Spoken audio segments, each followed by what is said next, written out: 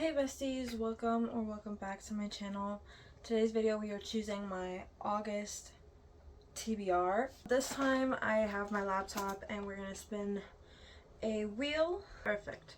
So I have this wheel that has every single book that is on my TBR, with an exception. Like if it's a series and I only have the first book of the series, or like the name of the series, and I'll just choose the first book, or if or I have like just an author's name, meaning like for example, I have Elsie Silver's name on here. That just means that the next book in her universe is what I'm gonna choose. Does that make sense? And also, if it's like, I have some summer books on here right now, but if it's like a fall book, like a witchy vibes, I don't have it on here.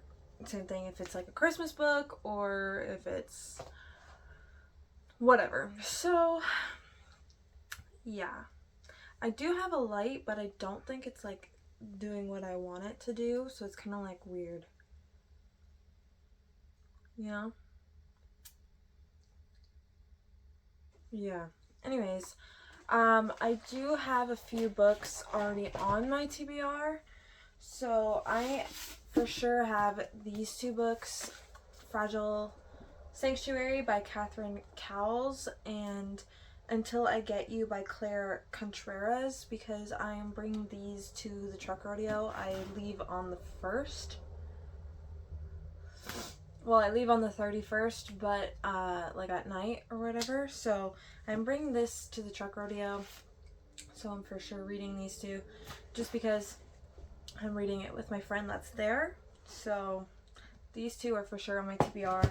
And then there's 4 books from last month's TBR that I did not read, so I'm going to carry it over to this month's TBR.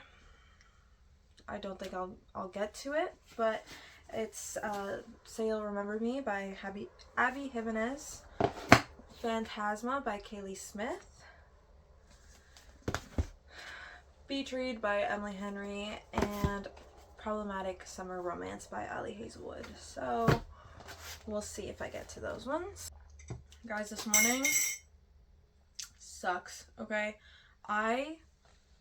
I'm not fucking with this light. Okay, this morning absolutely sucks because I have a coffee, but it tastes like shit, and I'm exhausted. And now it's like really hot in here, but I can't have my AC on because then it's gonna fuck up this. And a spider just crawled from on top of my TV and I had to kill it. And now I just feel like it's crawling all over me. Ugh. Anyways, that's not what you guys are here for. You guys are here for this. So since I already have 6 books on my TBR, I'm only gonna choose 4. I would only choose 2, but then that would make this video pretty fucking short. So we're gonna choose 4. Can you see it now? Sort of. Not like you can read what it says anyways, but I feel like it's fun to see just a wheel spin.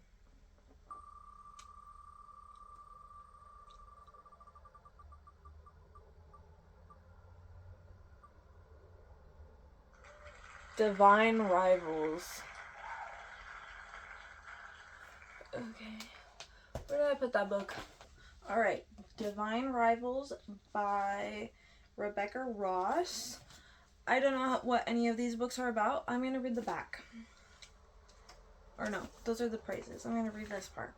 When 2 young rival journalists find love through a magical connection, they must face the depths of hell in a war between gods to seal their fate forever. After centuries of sleeping, the gods were warring again, but 18-year-old Iris Winnow just wants to hold her family together. Her mother is suffering from addiction, and her brother is missing from the front lines. Her best bet is to win the columnist promotion at the Oath Gazette. To combat her worries, Iris writes letters to her brother and slips them beneath her wardrobe door, where they vanish into the hands of Roman Kit, her cold and handsome rival at the paper. When he anonymously writes Iris back, The two of them forge a connection that will follow Iris all the way to the front lines of battle. For her brother, The Fate of Mankind and Love. Divine Rivals is an epic enemies to lovers fantasy novel filled with hope and heartbreak and the unparalleled power of love. Slay. I knew it had something to do with magical typewriters, but I didn't know for sure what it was, so that's a slay. Okay, so we can remove that one. Hopefully I actually read it. Okay. Hello?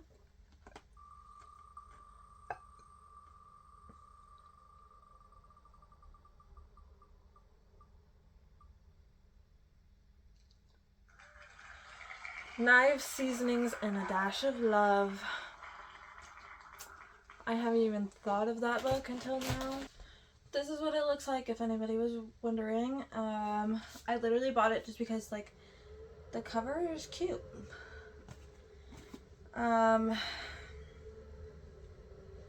Let's see what it's about. In this spicy,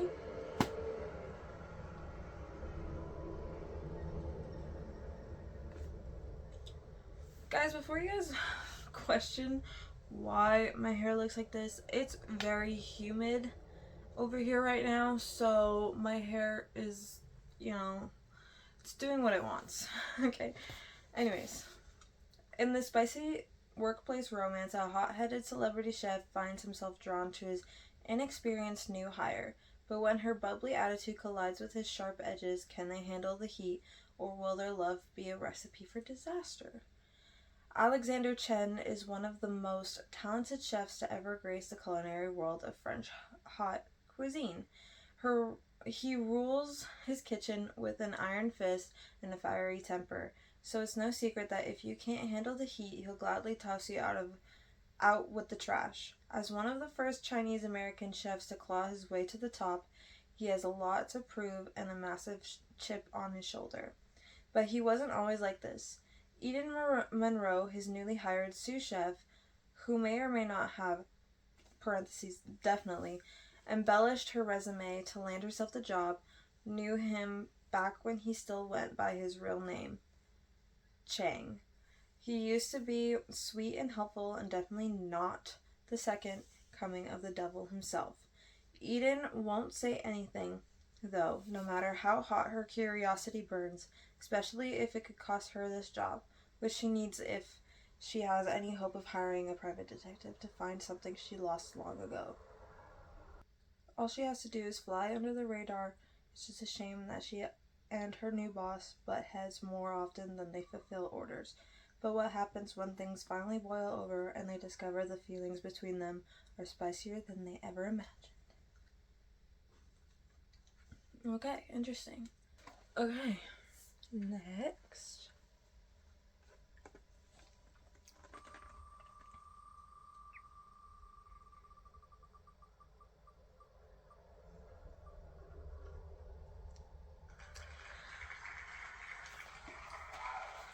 Nothing Like the Movies.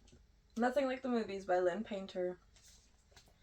Now, I loved Better Than the Movies, so hopefully this is good. I know, well, I just threw my necklace. I know a lot of people did not really find a purpose of this book, so we'll see.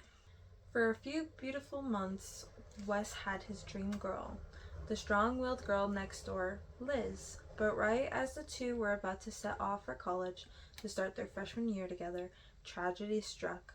Wes was left dealing with the fallout, which ultimately meant losing Liz in the process. Flash forward months later, and Wes and Liz find themselves in college together, in a healthier place now. Wes knows he broke Liz's heart when he ended things, but he is determined to make her fall back in love with him. Wes knows Liz better than anyone, and he has a foolproof plan to win her back with rom-com-worthy grand gestures she loves. Only, Liz will have none of it. Wes has to scheme like a rom-com hero to figure out how to see her. Even worse, Liz has a new friend, a guy friend. Still, Wes won't give up, adapting his clever plans and going hard to get Liz's attention and win back her affection. But after his best efforts get him nowhere, Wes is left wondering if their relationship is really over for good. So, slay. I really hope, I guess we can remove that. I really hope the next one, is LC Silver. Low key, because, I want, a cowboy romance for the truck rodeo. So, or good, no, I have a dark romance already for that. I don't know, I really, really want a cowboy romance, so I really, really want LC Silver to pop up. Please. I don't think I have any other cowboys. Okay, last but not least.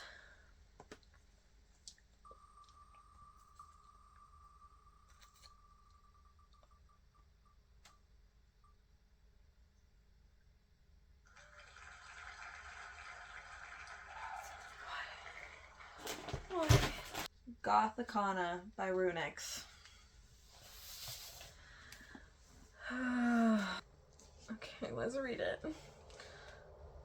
Ooh, look at that.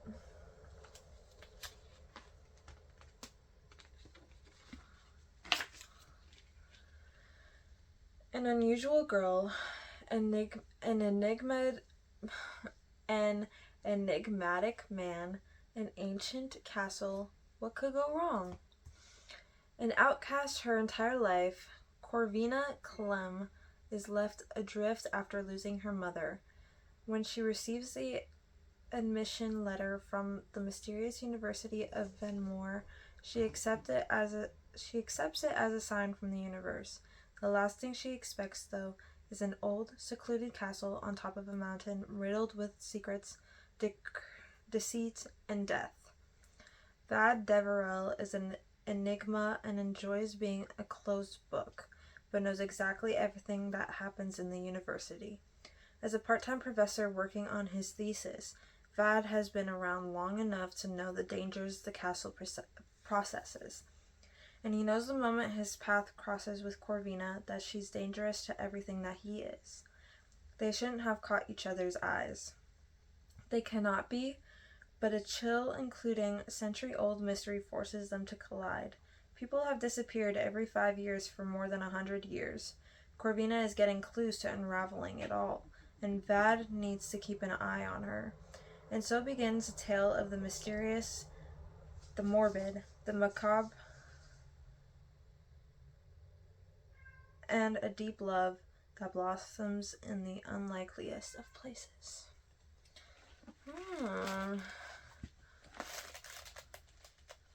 Ugh. Hate that. I hate that, when sprayed edges are just crunchy like that. Oh my god. Anyways. I really wanted LC Silver. I might just add the next, what's after photo finish? The front runner or whatever. I might just add that to my TBR anyways. You guys will only find out in September. Lordy Lord. I always have so many books on my TBR. Why do I do this to myself? Can you explain that to me? Anyways, these are all the books that I have on my August TBR. We'll see if I get to them, because I also have another video idea that I want to do that requires 2 books that are not on here, so we'll see. But yeah, those are all the books on my August TBR. Let me know what you're thinking of reading in August. Let me know if you completed your July TBR. I know I didn't, so yeah. Please like, comment, and subscribe, and I hope to see you guys in the next one. Peace.